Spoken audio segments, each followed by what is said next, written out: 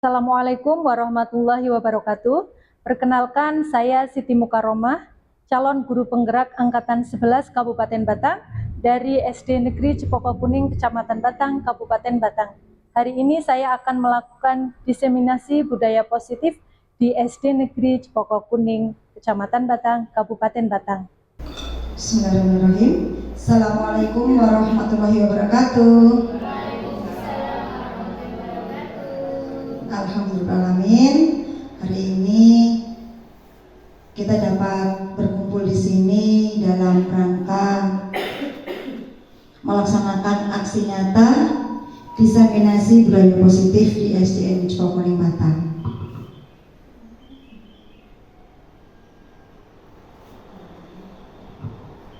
Salam guru penggerak, saya Bu Erma Yulaika dan Bu Siti Mukaromah, calon guru penggerak Angkatan ke-11 Kabupaten Batang, Jawa Tengah. Sebelum masuk ke pembahasan budaya positif, kita akan ice breaking dulu ya sebentar ya. Ice breakingnya sangat mudah sekali, yaitu yuk senyum. Senyumnya nanti cukup 30 detik saja. Ya, tapi senyumnya nanti berhadap-hadapan dengan teman sebangkunya. Dihitung ya Bu ya. Yuk, dimulai dari sekarang. Nah, 30 detik saling menatap.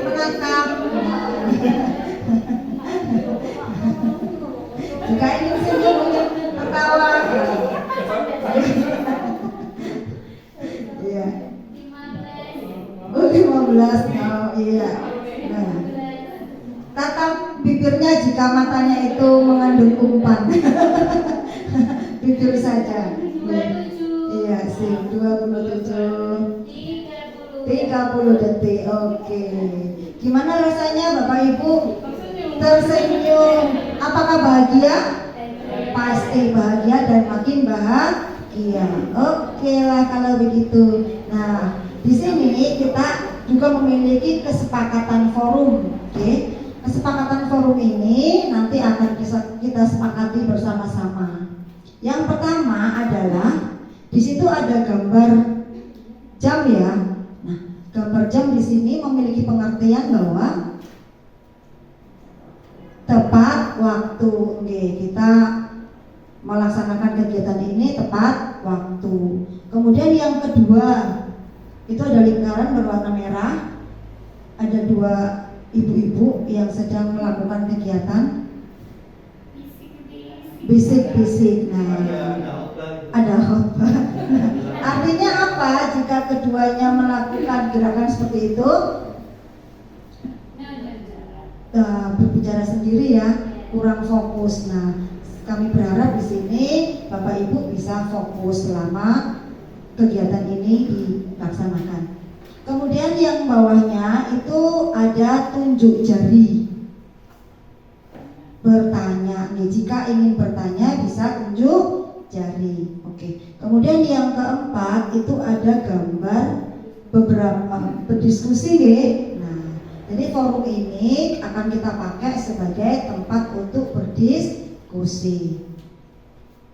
Semuanya memiliki kesempatan untuk menyampaikan pendapat. Nih, jadi kita akan membuat diskusi tentang budaya positif di SDN Cipoko Kuning. Di sini saya akan mengenalkan diri saya. Saya Erma Yulaika, SPDSD, calon guru penggerak Angkatan ke-11 Kabupaten Batang, Jawa Tengah. Lanjut. Nah, kemudian kita sudah mulai masuk ke materi. Di situ ada gambar atau foto. Tentunya Bapak Ibu semuanya sudah pada paham itu foto apa. Foto kegiatan anak-anak kemarin mengikuti pesta siaga. Nah, Bapak Ibu semua, seorang guru yang baik harus memiliki kemampuan dalam mewujudkan budaya positif di sekolah. Kemudian budaya positif tersebut dapat dijalankan dengan menerapkan konsep-konsep inti antara lain Yang pertama, disiplin positif. Kemudian motivasi perilaku manusia. Yang ketiga, keyakinan kelas atau keyakinan sekolah. Kemudian yang keempat, kebutuhan dasar manusia. Kelima, posisi kontrol restitusi. Dan yang keenam, segitiga restitusi. Disiplin positif. Disiplin positif di sini memiliki pengertian bahwa suatu cara penerapan disiplin yang mengajarkan anak bertanggung jawab di dalam menumbuhkan kesadaran diri berdasarkan nilai-nilai kebajikan. Nah, itu sudah kita lakukan. Ada gambar di situ, siswa SDN Cipoko Kuning melaksanakan disiplin positif dengan berangkat tepat waktu. Kemudian petugas yang berada di depan gerbang sekolah melaksanakan kegiatan berjabat tangan atau salim kepada teman ataupun bapak ibu guru yang hadir. Disiplin positif lebih pada ke arah disiplin diri kita yang dapat mengontrol diri kita sendiri dalam melakukan segala tindakan. Nah, disiplin di sini itu bukan orang lain ya yang memaksa kita, tetapi diri kita sendiri. Disiplin diri dapat membuat murid menjadi lebih memahami dan menyadari berdasarkan motivasi internal, bukan akibat dari paksaan, pujian ataupun hukuman. Jadi disiplin positif di sini lebih ditekankan pada disiplin diri sendiri, bukan karena saya melakukan sebuah tindakan karena supaya dapat pujian dari bapak ibu guru, itu boten nggih, atau saya tidak melakukan kegiatan ini takut karena nanti dihukum. Itu sudah tidak pada pemikiran yang ke situ, tetapi lebih kepada pemahaman diri kita sendiri. Ada 6 karakter di sini di dalam profil pelajar Pancasila yang berkaitan dengan disiplin, yaitu yang pertama, beriman, bertakwa kepada Tuhan Yang Maha Esa dan berakhlak mulia. Kemudian mandiri, berkebinekaan global, bergotong royong, kreatif dan bernalar kritis. Untuk yang kedua, motivasi perilaku manusia. Ada 3 motivasi perilaku manusia Bapak Ibu. Yang pertama adalah menghindari ketidaknyamanan ataupun hukuman. Kemudian mendapatkan imbalan atau penghargaan dari orang lain. Kemudian selain itu juga menjadi orang yang mereka inginkan dan menghargai diri sendiri dengan nilai-nilai yang dipercaya. Nah, berharapnya kita itu melakukan disiplin itu karena motivasi perilaku yang ketiga nih, menghargai nilai-nilai yang dipercaya. Dilanjutkan dengan keyakinan sekolah atau keyakinan kelas. Apa sih keyakinan sekolah itu? Keyakinan sekolah adalah hal yang dilakukan oleh guru. Di sini guru berperan dalam mewujudkan terbentuknya keyakinan di sekolah kita maupun di dalam kelas dengan adanya kesepakatan yang dilakukan antara guru dan murid. Keyakinan sekolah atau keyakinan kelas itu berupa pernyataan-pernyataan universal yang mudah diingat oleh murid dan dipahami serta harus diterapkan di lingkungan sekolah. Nah, ini ada contoh di keyakinan sekolah, keyakinan kelas 6 di SD Cipoko Kuning, di kelas saya pribadi. Itu yang pertama, saya memberikan contoh di sini adalah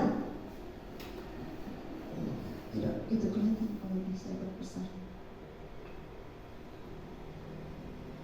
Untuk kehadiran, Saya memberikan contoh di sini, saya membuat keyakinan kelas, yaitu dengan kata-kata, jika kami datang ke sekolah, kami datang sebelum pukul 7. Oke, bukan ditulisnya bukan saya datang pukul 7, saya ke sekolah tepat waktu gitu ya. Tidak datang terlambat.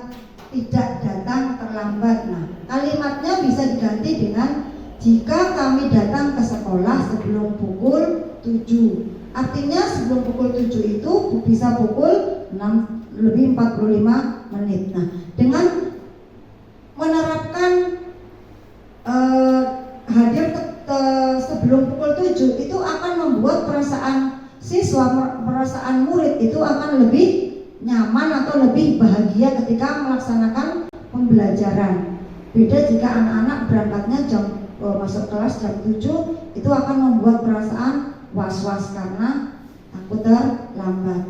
Kemudian keyakinan kelas yang lain yang saya terapkan adalah penggunaan sarana prasarana. Di sini saya menuliskan bahwa kami menggunakan barang-barang milik sekolah dengan penuh tanggung jawab. Saya tidak menuliskan di sini dilarang meletakkan alat kebersihan di tempat sembarangan gitu. Nah, penggunaan kata-kata dilarang itu bisa ganti dengan kami menggunakan barang-barang milik sekolah dengan penuh tanggung jawab. Nah, itu supaya anak-anak itu merasa memiliki, ikut menjaga, merawat barang-barang itu yang datangnya itu dari keyakinannya dia, keyakinannya murid. Oh iya ya, bahwa saya itu sebagai murid punya kewajiban untuk meletakkan barang-barang tersebut di tempat yang telah ditentukan, yang telah disediakan gitu. Sampai di sini udah mulai paham nggih Bapak Ibu nggih? Nah, itu seperti tata tertib, tetapi di sini lebih pada keyakinan kelas. Keyakinan kelas di sini supaya anak-anak itu melaksanakannya dengan bahagia, bukan dengan cara paksaan. Oke. Untuk makin membuat kita semangat di siang hari ini, kita akan melakukan ice breaking kembali. Nah, ice breaking kita apa ya hari ini ya? Tepuk semangat. Ya, tepuk semangat gitu ya. Dan ding ding ding, dung dung dung, dan ding ding ding, dung dung dung. Aha aha sa, aha aha na, aha aha Semangat dong, semangat tepuk tangan dong. Baik Bapak Ibu, akan saya lanjutkan konsep inti dari budaya positif yang berikutnya, yaitu kebutuhan dasar manusia. Nah, seluruh tindakan manusia itu memiliki tujuan tertentu, okay? Semua yang kita lakukan itu adalah usaha terbaik kita untuk memenuhi apa yang kita inginkan. Ketika kita terpenuhi, keinginan kita itu terpenuhi, itu artinya kita sedang berusaha untuk memenuhi satu atau lebih dari kebutuhan dasar manusia. Bapak Ibu, apakah Bapak Ibu pernah menjumpai murid-murid Bapak Ibu sekalian melakukan suatu hal, melakukan suatu tindakan yang mungkin itu negatif atau bertentangan dengan nilai-nilai kebajikan? Pernah tidak Bapak Ibu? Oh, sering. Tentunya pernah, kita semua pernah mengalaminya.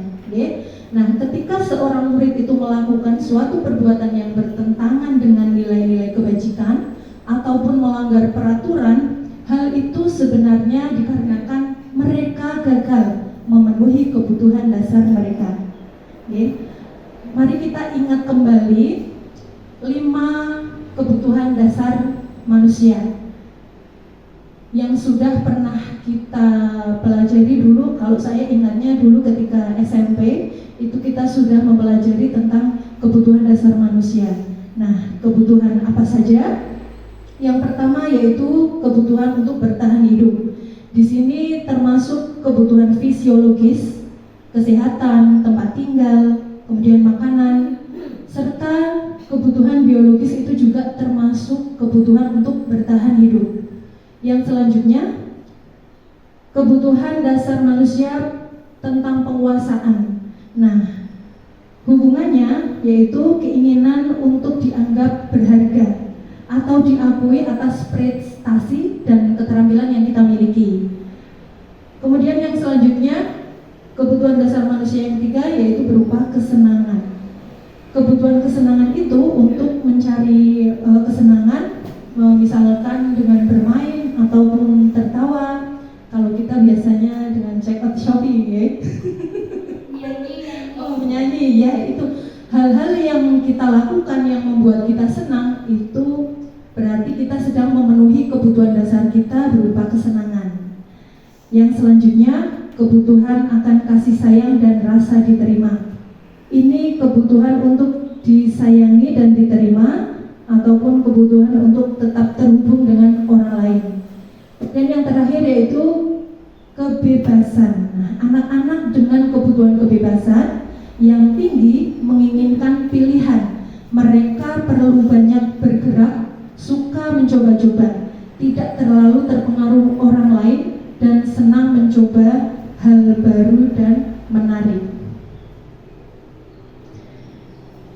Di sini ada kasus ataupun studi kasus. Ibu Fitria, guru kelas 2B, sedang bingung menghadapi ulah salah satu murid di kelasnya yang bernama Tommy. Beberapa anak telah mengeluhkan Tommy yang seringkali meminta bekal makan siang mereka dengan paksa. Jika Anda menghadapi situasi seperti Ibu Fitria, apa yang Anda lakukan? Menurut Anda, kira-kira apa alasan Tommy melakukan hal itu? Monggo, siapa yang mau berpendapat? Apa yang akan panjenengan lakukan jika menghadapi situasi yang demikian? Bu Yati? Selain Bu Fitria, ya? Karena di sini kasusnya Bu Fitria, jadi yang memberikan pendapat selain Bu Fitria. Monggo, Bu Sofi. Yang terjadi, sebelumnya terima kasih atas waktunya Ibu.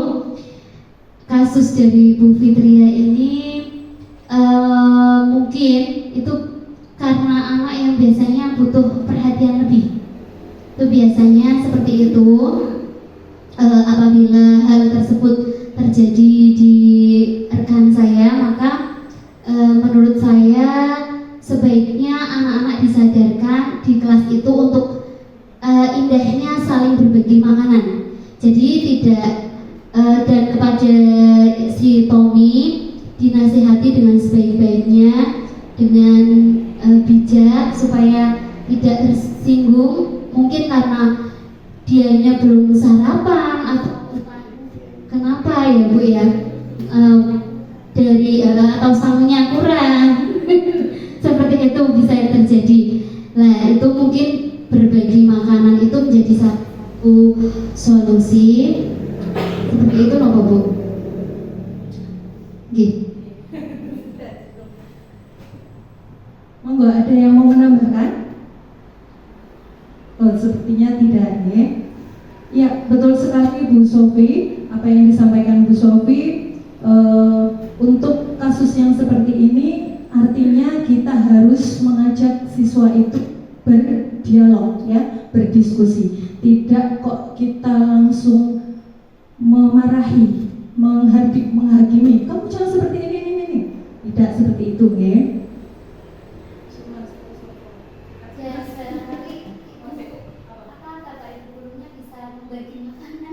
Gitu, ya.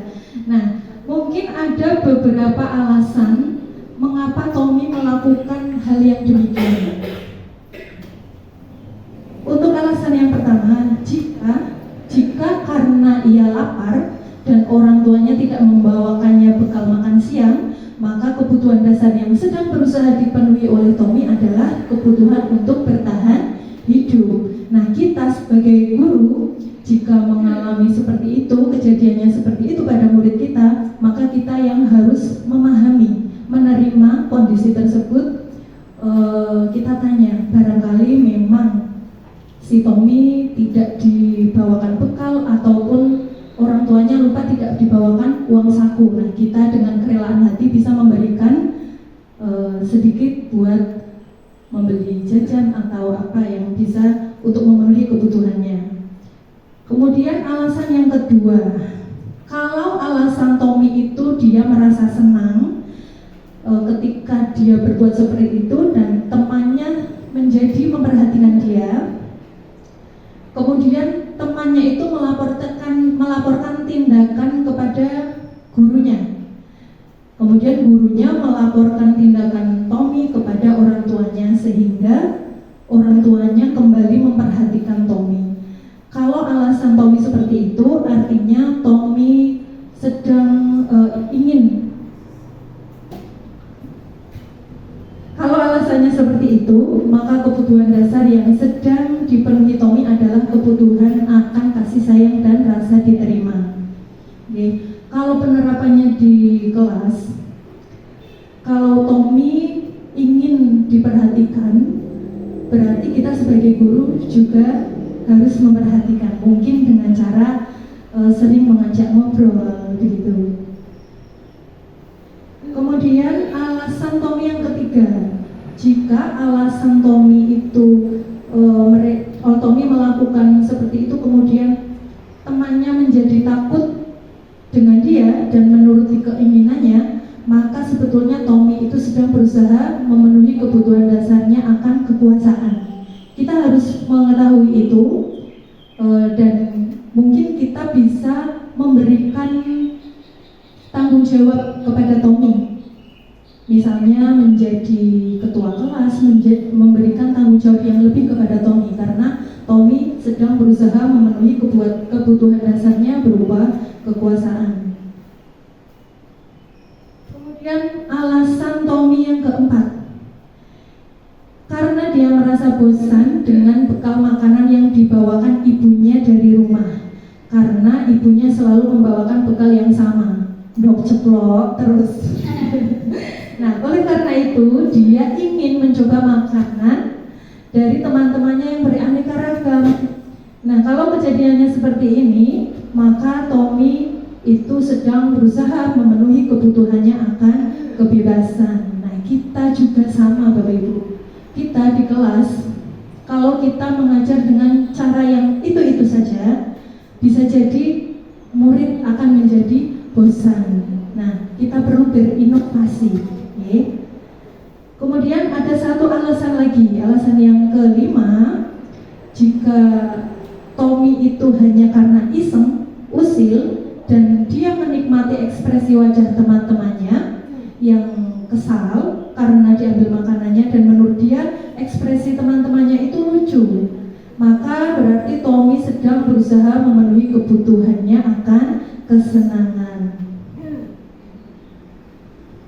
Nah, itu pentingnya kita mengetahui kebutuhan dasar manusia. Sebagai langkah ke depannya, kita bisa menempatkan di posisi kontrol sebagai guru yang bagaimana. Okay? Untuk selanjutnya, konsep inti dari budaya positif yaitu posisi kontrol restitusi. Adakah kata-kata baru yang Bapak Ibu dengarkan, temui hari ini?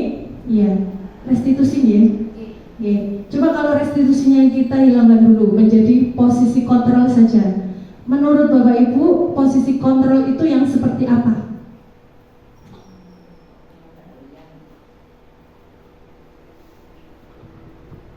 Posisi kontrol menurut saya itu yaitu sebuah kendali, mengendalikan dalam menemui berbagai masalah. Mungkin di situ masalah apa yang harus saya lakukan dan bagaimana solusinya. Terima kasih Bu Siti Fatona. Betul sekali. Posisi kontrol itu pengendalian, ya. Nah, kita akan mengeksplorasi beberapa contoh praktik sikap disiplin positif pada murid. Diharapkan kita bisa mengidentifikasi dan mengevaluasi cara kita selama ini dalam membimbing murid untuk memilih sikap disiplin. Nah, di sini ada ilustrasi Ada 5 ilustrasi. Ini merupakan suara hati murid kita. Ada yang mengatakan seperti ini. Aku pernah lupa membawa buku gambar. Aku disuruh menyanyi lagu di depan kelas. Kemudian ada lagi, aku pernah berantem. Guru bilang, aku tidak kasihan padanya. Dia capek mengajari aku. Kemudian ada lagi, aku pernah tidak mengerjakan PR. Bu guru bilang, tidak apa-apa, aku dimaafin. Gitu. Kemudian ada lagi, aku pernah salah memakai seragam sesuai peraturan. Aku disuruh pulang dan tidak boleh masuk sekolah di hari itu. Dan yang terakhir, aku mengejek teman, kemudian aku dipanggil guru dan diajak untuk berdiskusi akan dampak dari perbuatanku. Aku mengerti kesalahanku dan akan aku baiki. Nah, jika demikian, apa nih reaksi ibu dan bapak guru mendengar tentang mereka saat kita ingin murid kita itu memiliki sikap disiplin? Nah, kita menggunakan beberapa cara yang berbeda untuk bisa mengontrol murid. Sebenarnya kontrol seperti apa yang bisa kita terapkan di kelas? Nah, ini akan kita pelajari hari ini. Sebelum ke posisi kontrol, mari kita mencoba melakukan permainan cobalah buka dengan rekan di sebelah. Akan memposisikan sebagai Anda itu adalah A dan yang satunya menjadi B.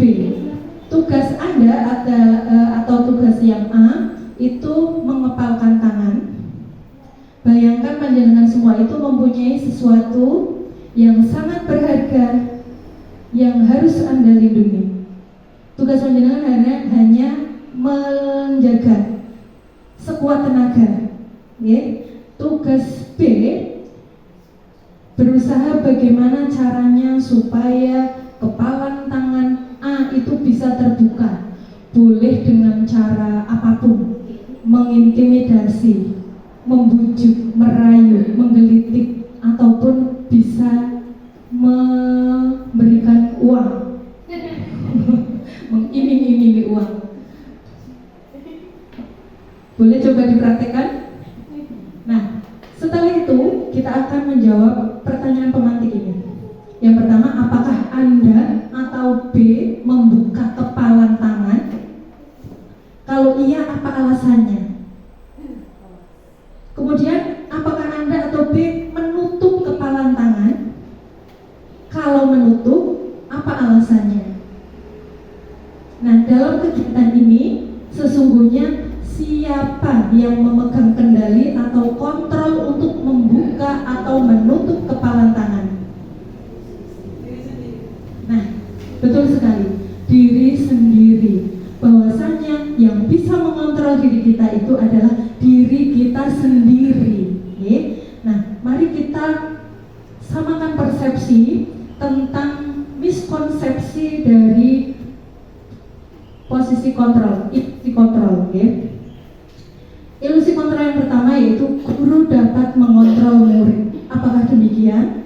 Kenyataannya murid itu mempunyai hak memilih. Guru tidak bisa memaksa kehendak kepada murid. Guru tidak punya kontrol penuh terhadap murid.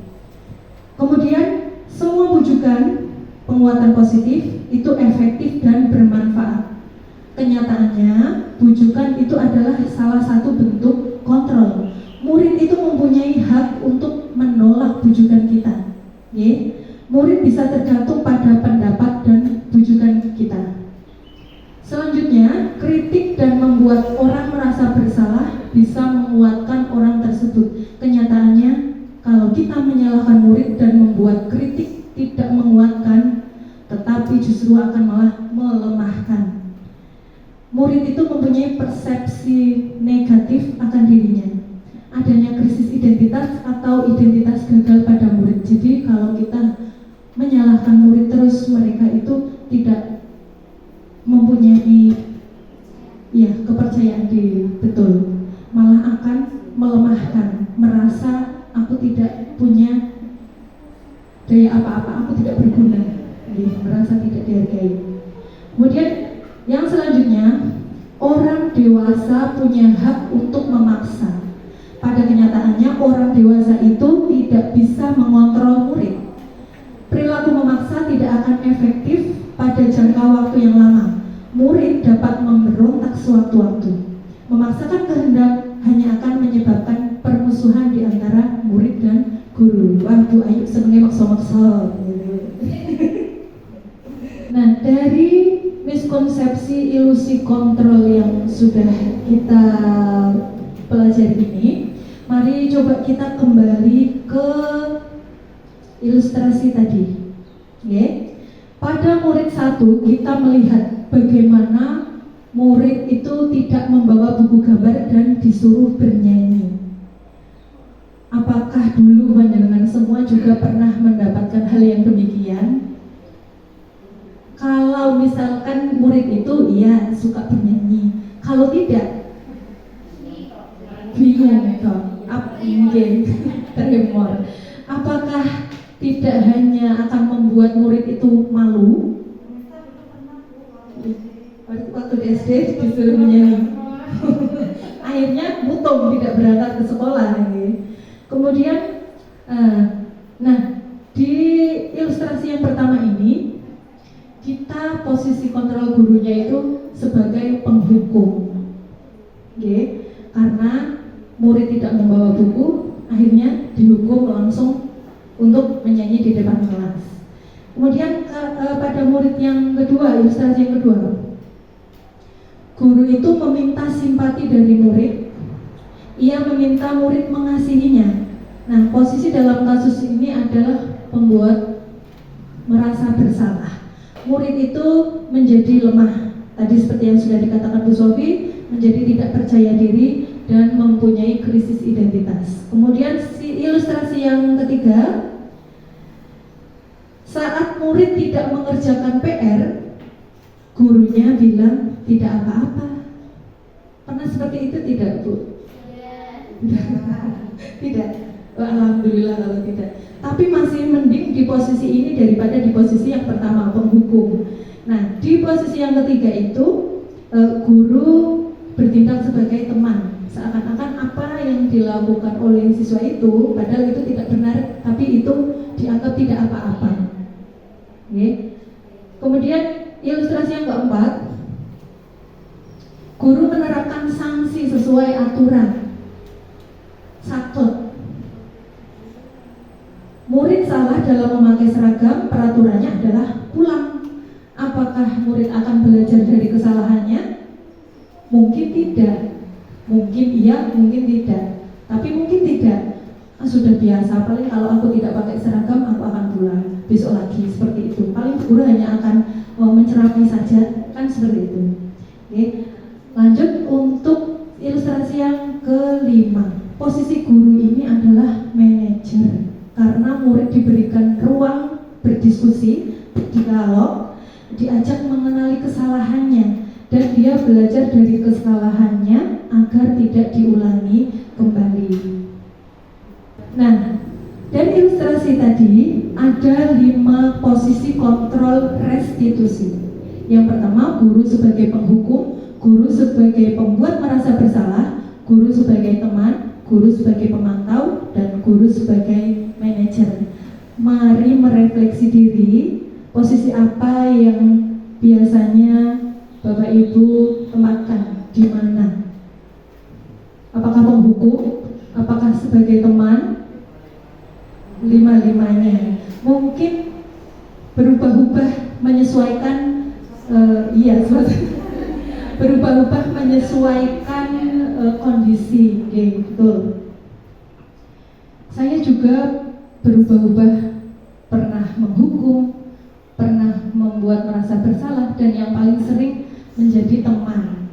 Itu ada kelemahannya kalau menjadi teman. Akhirnya murid itu tidak mandiri, manja, tergantung kepada guru. Nah, mari kita lihat tabel posisi kontrol. Untuk posisi kontrol penghukum, biasanya guru berkata, Kalau kamu tidak melakukannya, awas ya, rasakan. Kamu salah terus, selalu, mesti kamu yang terakhir. Itu penghukum, kemudian memberikan hukuman. Kemudian posisi kontrol membuat rasa bersalah. Biasanya guru akan mengatakan, kamu seharusnya kamu sudah tahu. Ibu lelah sekali mengatakannya. Ibu stres, berapa kali ibu guru harus mengatakannya, harus berulang-ulang mengatakannya. Kok bandel banget gitu. Nah, kemudian yang selanjutnya, posisi kontrol sebagai teman. Biasanya guru itu akan mengatakan seperti ini, ayolah lakukan demi ibu. Kita kan jadi teman ya. Masa kamu tidak mau sih, bu guru sudah mengajari kamu, kita kan bestie gitu. Nah, terus kalau anak melakukan sesuatu atau tidak mengerjakan PR, tidak melakukan tanggung jawabnya, guru akan mengatakan, ya sudah, kali ini tidak apa-apa, ibu maafkan. Nah, kondisi yang demikian itu yang kurang tepat. Sebetulnya kurang tepat. Kalau dulu saya di kelas rendah itu menganggap bahwa posisi ini itu sudah benar, karena masa peralihan dari TK ke SD, saya ingin membuat siswa itu menjadi nyaman dulu, mau sekolah gitu. Tetapi ternyata setelah mempelajari posisi kontrol, ternyata masih kurang tepat gitu. Terus selanjutnya posisi kontrol pemantau. Guru itu hanya akan melakukan apa peraturannya, apa konsekuensinya, apa tanggung jawabmu, seperti itu. Nah, posisi yang terakhir yaitu sebagai manajer. Biasanya akan menanyakan apa yang kita yakini, apa yang sudah kita buat bersama, keyakinan kelas kita itu seperti apa, lalu apa yang bisa kamu lakukan untuk memperbaikinya. Nah, itu posisi kontrol yang sebagai manajer. Lalu menurut Bapak Ibu, posisi mana yang paling ideal?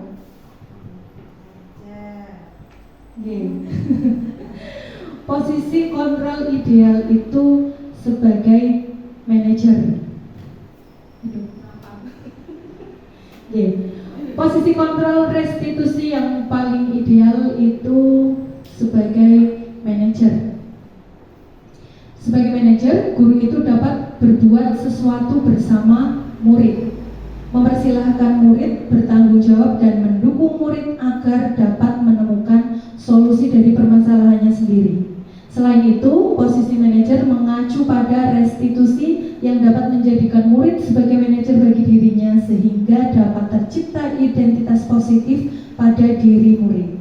Nah, dari posisi kontrol restitusi dan memahami kebutuhan dasar manusia, kita bisa melakukan tahap selanjutnya, yaitu penerapan segitiga restitusi. Tadi sedikit sudah disampaikan oleh Bu Irma, segitiga restitusi itu ada 3 tahapan. Yang pertama, menstabilkan identitas. Yang kedua, validasi tindakan yang salah. Dan yang ketiga, menanyakan keyakinan. Ketika menstabilkan identitas, itu guru melakukan berdasarkan prinsip bahwa membuat kesalahan itu adalah bagian dari proses pembelajaran yang nantinya akan menggeser identitas gagal menjadi identitas yang sukses. Nah, kalimat yang biasanya disampaikan ketika menstabilkan identitas yaitu berbuat salah itu hal yang manusiawi. Jadi kita harus memahami, menerima bahwa manusia itu tidak sempurna, ya. Tidak ada manusia yang sempurna.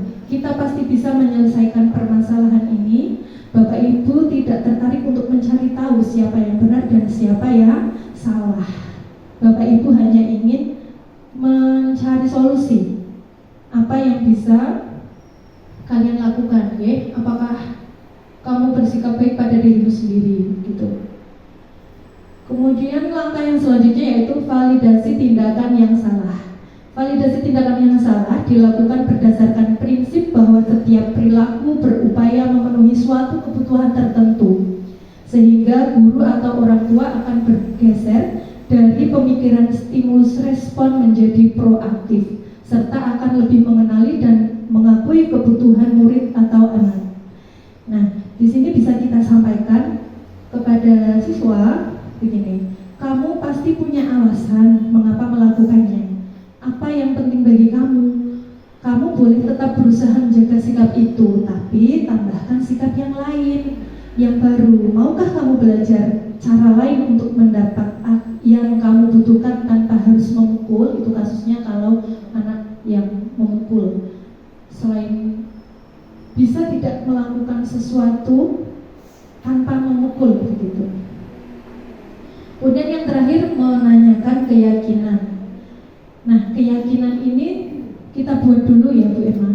Buat dulu, kita sepakati dengan murid. Tentunya yang membuat itu siapa kalau keyakinan kelas? Anggota kelas bersama guru. Guru itu sebetulnya hanya memfasilitasi saja.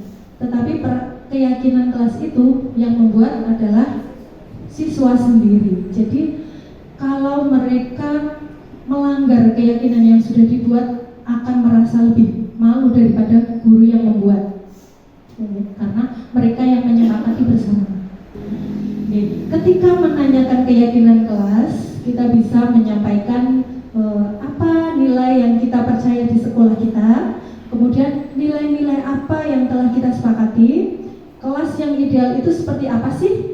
Kamu ingin jadi anak seperti apa? Itu bisa kita sampaikan. Kemudian apa yang kamu rasakan ketika kamu melakukan seperti itu?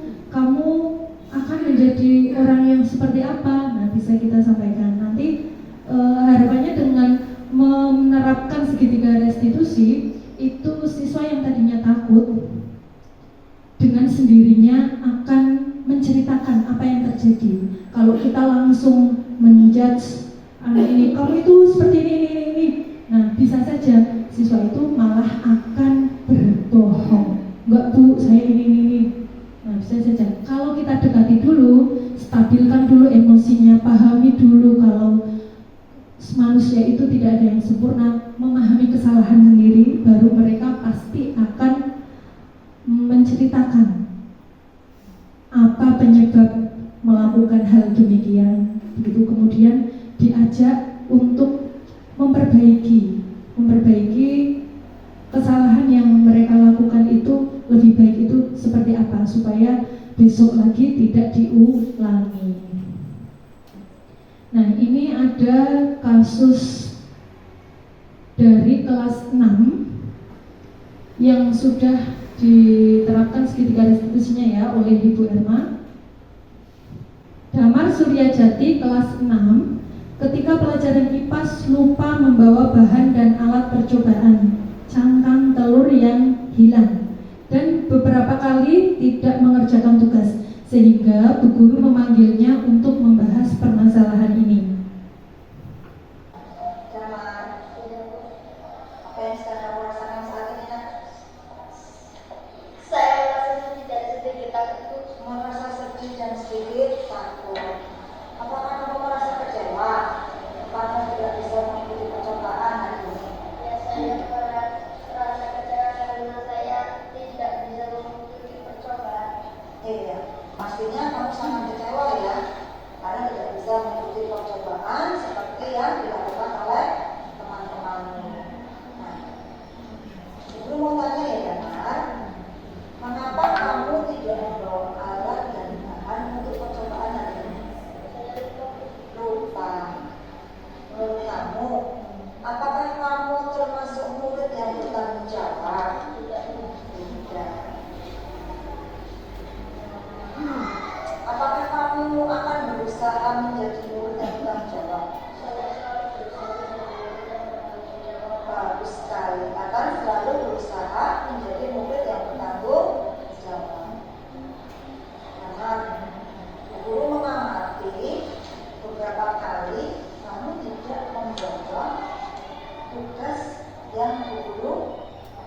silakan.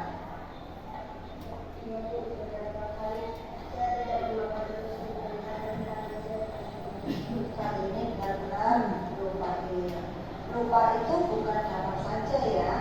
Teman-temanmu pasti pernah mengalami hal serupa, mengalami tidak membawa alat dan bahan ketika percobaan. Ya. Nah, coba sekarang kita pikirkan Damar. Apakah tindakan yang kamu lakukan ini sudah sesuai dengan kesepakatan kelas yang telah kita buat? Tidak. Menurut kamu, keyakinan kelas apa yang telah kamu langgar? Kedisiplinan dan tanggung jawab. Kedisiplinan dan tanggung jawab. Ya. Nah, apa kamu bisa memperbaiki situasi ini?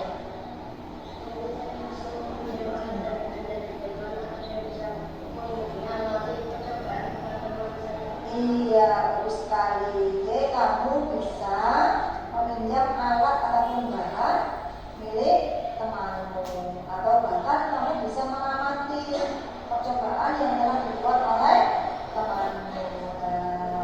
Itu mau tanya, bagaimana kamu bisa memastikan bahwa tidak akan terjadi lagi di percobaan berikutnya? Sampainya di rumah saya akan segera menyiapkan dan menyelesaikan tugas saya dan memasukkan ke dalam tas sekolah agar tidak berulang. Nah, bagus. Nah, setelah dilakukan segitiga restitusi, berikut merupakan tanggapan dari siswa, yaitu dari Damar. Saya Damar Suryajati mengucapkan terima kasih kepada Bu Guru yang telah mengajarkan saya tanggung jawab dan kedisiplinan. Semoga saya menjadi generasi yang bisa membanggakan orang tua saya. Terima kasih. Nah, itu harapannya. Harapannya siswa dengan sadar melakukan penyelesaian masalah sendiri, gitu ya.